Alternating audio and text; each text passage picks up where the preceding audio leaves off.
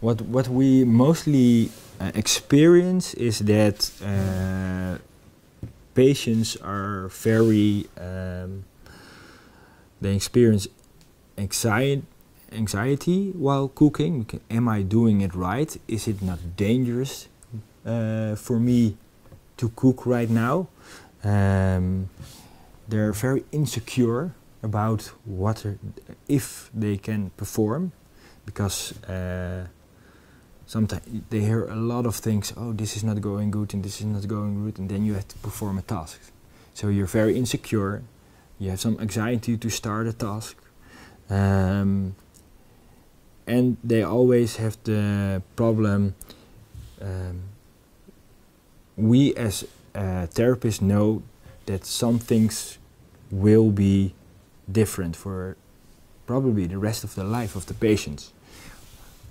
For the patients, that's not acceptable in the beginning of such a life event.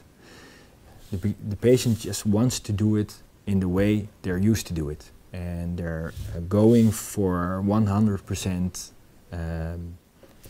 regaining their functions. So that gives a little bit of an tension between a therapist and a patient. A therapist needs to focus on how far is the patient accepting his different function of his brain, because that makes you have to accept that things are different before you want to change them. And what we a lot of the times see now is that the rehabilitation period is getting shorter. So we want to do the same, we want to give the same help and getting the patient as quick as possible to learn new strategies. Instead of the patient is not going quicker in his acceptance of his problems. So that gives, for us as physical therapists and ergotherapists, sometimes tension. What is the right timing for us to give the strategies to the patient? If you are too early, then they think, well, they're sometimes getting mad at us. You don't want to help me. You're only learning how to do things different. I just want to get better. And if you're too late, then they're depressed because everything went so horribly wrong in their life. So timing is difficult and critical.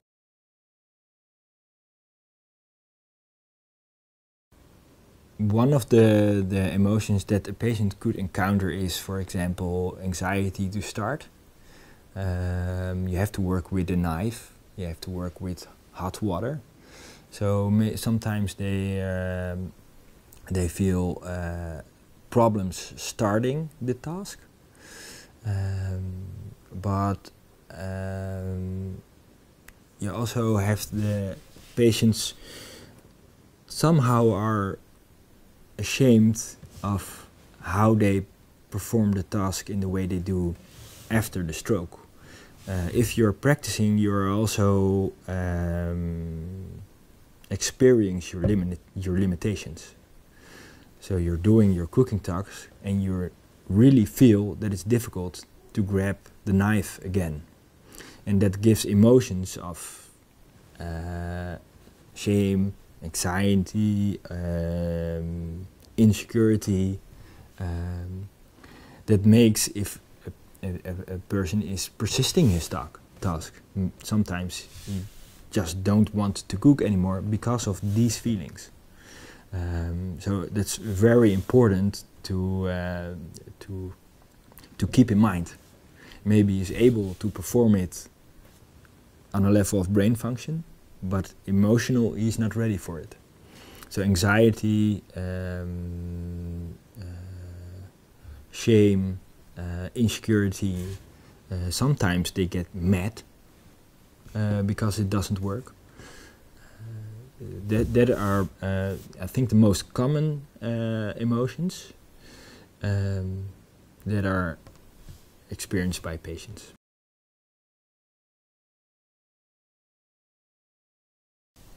If a patient is doing a part of the task and, for example, it doesn't work or it starts to get difficult, then he has to choose: am I going to continue or do I stop?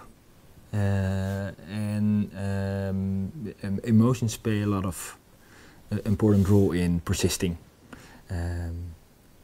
Actually, in all those kind of steps, you see shame, insecurity, anxiety coming up. And it's on the patient how to cope with these feelings. When it's going in the right manner, then he's happy. He is encouraged to do it again. Maybe he's going to text his partner at work and start to get social about his performance. Yeah, if things are going right, it stimulates a patient a lot to continue working on a new strategy or working on his picking up his daily activities in life.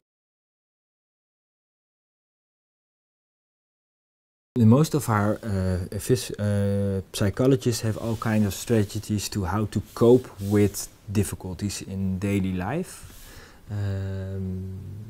For example, it depends how where your focus is in doing a task.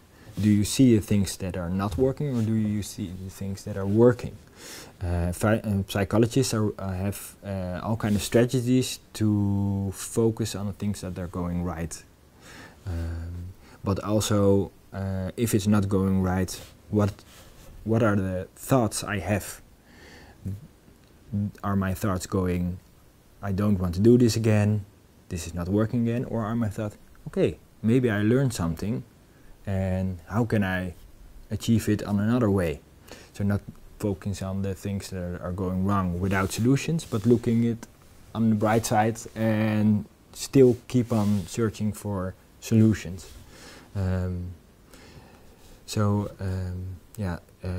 Psychologists have several strategies depending on the patients to trigger positive emotions.